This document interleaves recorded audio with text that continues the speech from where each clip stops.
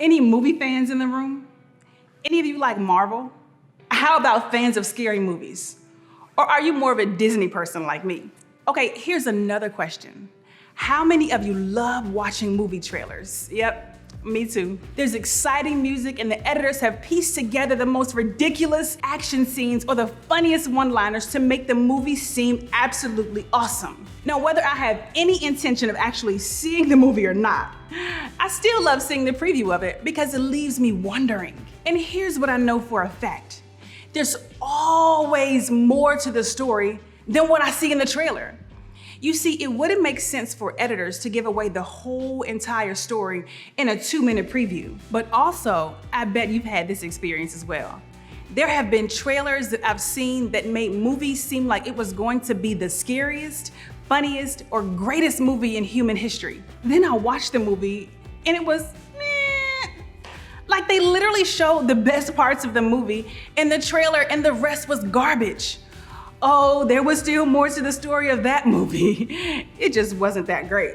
For the next few weeks, we're going to be talking about things that are really similar to movie trailers.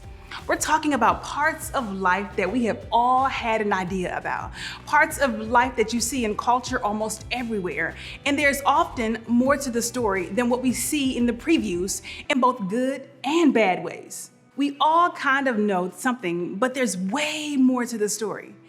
And we're gonna start by talking about sex.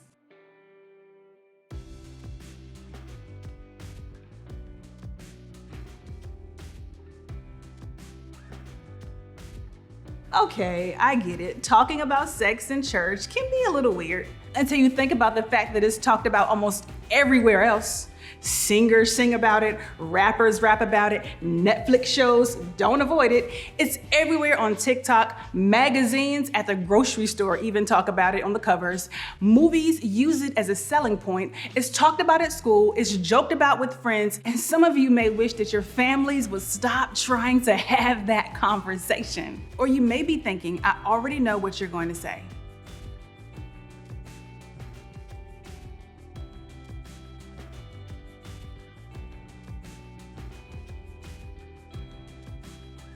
Even if you haven't been around church much, you've probably been around church people or Christian TikTokers enough to get the idea that God cares a lot about our sex lives. In fact, maybe you feel like God hates sex.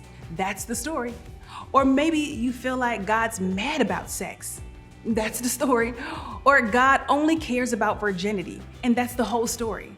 And if that's true, I'm sure it brings up questions like, is it bad that I'm thinking about it? Is it bad that I want to do it? Can I do everything but actual sex? I know people who've had sex and none of them died. Is it really that big of a deal? Or maybe I've had sex, so does that mean that I'm doomed forever? What if it wasn't my choice and someone else made the decision for me? What does God think about that? What am I supposed to do now?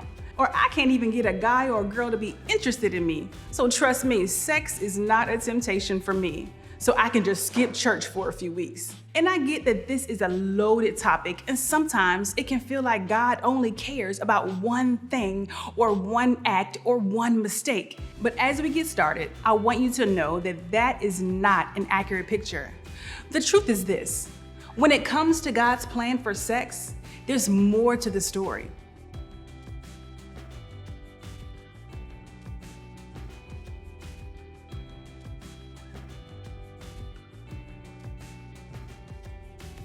Here's what's amazing. We can actually find guidance for our very real questions today by looking at the wisdom of those who lived thousands of years ago. In fact, people back then were asking some of the same questions that we are today. We're going to take a look at a letter the Apostle Paul wrote to the people of Corinth. Because of where it was located, people were often passing through Corinth on their way to make money somewhere else. Corinth was kind of known for being a place to party and misbehave before moving on. Even though these people lived 2,000 years ago, they don't sound at all ancient to me. Some of the people living in Corinth also had questions about what it meant to follow Jesus. So Paul writes this letter that covers all sorts of topics, but he had a lot to say about the topic of sex. And it's the way that he starts this portion of his letter that I want us to think about today. Check it out. He says, I have the right to do anything. That's what he said. That's where he actually starts in this verse. But he's actually quoting a common phrase from the Corinthian culture at the time. It was like the ancient equivalent to this: I do what I want. So Paul begins with the idea in mind that I have the right to do anything. But look at what he says next. I have the right to do anything, you say, but not everything is beneficial. I have the right to do anything, but I will not be mastered by anything.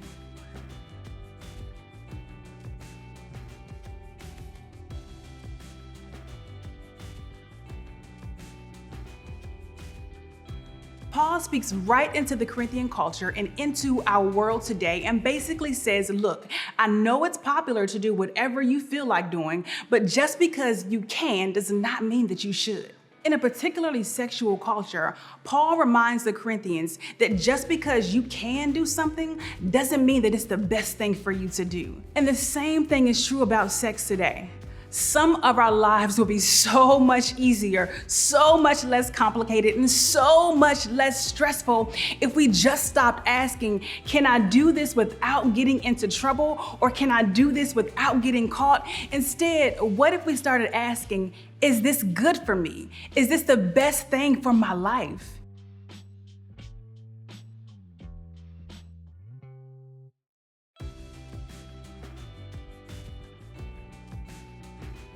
In fact, learning to think about what's best over what's simply common is part of becoming a mature person.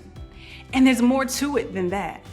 Whether you're sexually active, thinking about someone sexually, or consuming sexual content on the screen, there's almost always another person involved. So you and I can't just think about ourselves when it comes to this topic.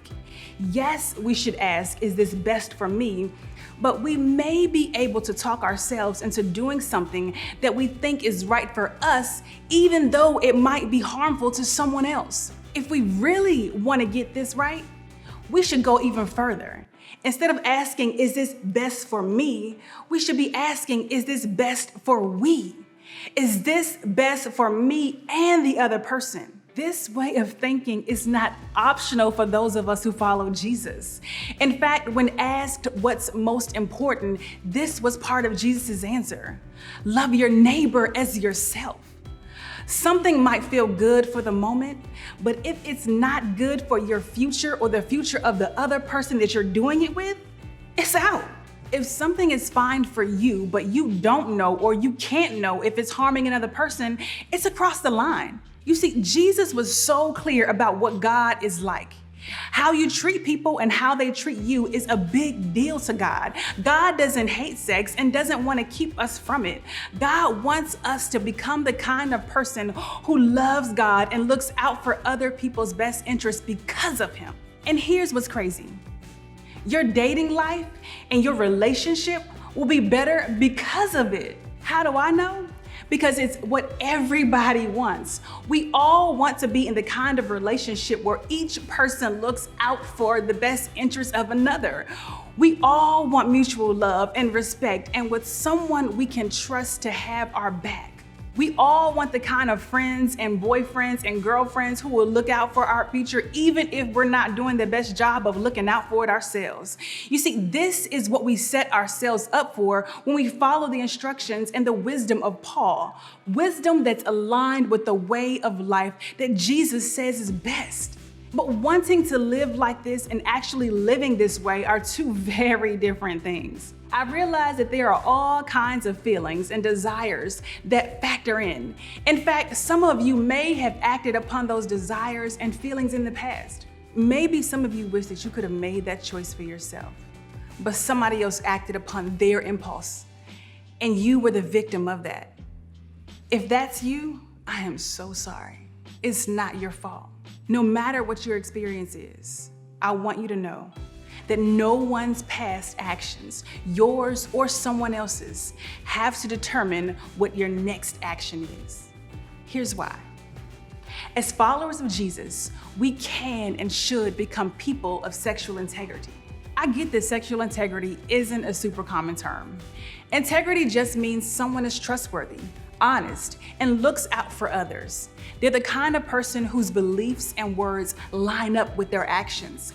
And just like you can be a person of integrity in your academics and in your friendships, you can and should have integrity in your sex life, no matter what your past experiences are. Sexual integrity is about more than just saving sex until marriage or feeling guilty for not waiting. It's choosing to honor God and others in how we think about, treat, and value the people who we date. So how do you become a person of sexual integrity?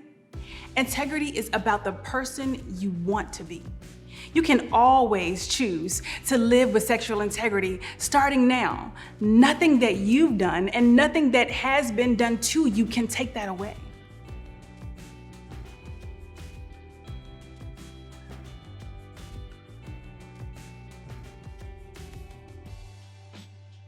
You may be thinking, sexual integrity sounds nice, but can you just tell me where the line is, what's okay and what's not? Now, there's no shortage of people out there who will tell you or decide for you, but I want you to think for yourself. I want you to ask questions, wrestle with what's true, listen to older, wiser people, and then make a decision for yourself. Not just a decision about what you will and won't do moving forward, but a decision about the kind of person that you want to be. A few steps that I believe that you can take. First, talk to God about who you really want to be. Invite God into the story of your life, your whole life, and yes, even your sex life. You may have never done that before, but just know that God cares. And it might seem awkward at first, but God loves you and wants to show you how to experience life the best way that it's meant to be. I believe that when we talk to God, God listens. And when we listen to God, God will lead us to what we should do and what's best. Even if you're new to this whole church thing or exploring faith, try this. I mean, what do you have to lose, really? If He really does lead you to what's best for your sex life, isn't that what you really want anyway? Now, second, talk to someone about how you plan to become that person. Bring it up with a trusted adult like your small group leader. Now listen, I know that sounds weird, but trust me, you won't scare them away or stress them out. They'll be proud of you. And if you feel like skipping this step because you have to hide the choices that you're making, that's not integrity. Integrity is rarely something that you feel the need to hide. So the more openly you talk about what you're feeling, what you're struggling with, and how you plan to become the person that you really want to be, the more you'll stay focused on becoming a person of integrity in all areas of life. I get that this is complicated, and it's not the kind of thing you want to talk about with just anybody. That's why we have small groups. We want every one of you to have a group of people that you can figure out life with, even when the conversations are personal. And we want you to have a leader that you trust, that you can talk to about anything. Your group leader is that kind of person. And if you don't feel comfortable talking in front of your group, we get it. You can talk another time with your leaders too. They'll totally get it and understand. Imagine if accepting this invitation led you to a life that's better than what you could possibly dream of. If you choose this way of life, you might just find that when it comes to God's plan for sex, there really is more to the story.